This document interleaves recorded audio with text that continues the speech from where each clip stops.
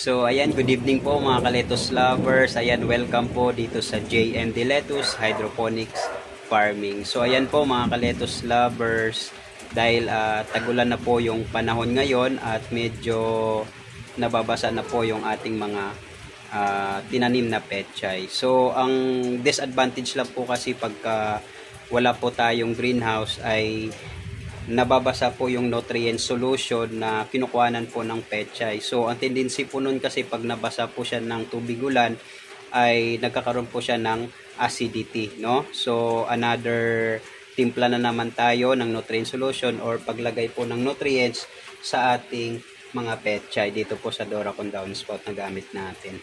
So dahil tsaka pagka ang advantage naman pag meron tayong greenhouse ay hindi po siya nababasa at saka hindi po siya maaatake kung anong mga insekto at hangin. Ayan, dahil may shade net po yon. So ayan po, dahil mapapaharvest po tayo nitong panahon na to, dahil masasayang lang po kung hindi na po natin i-harvest sa ganitong panahon. So dahil malaki naman na, no? Kung nakikita po ninyo, malaki naman na po yung ating mga pechay. Yan po ay 35 days or 36 days po. Ayan.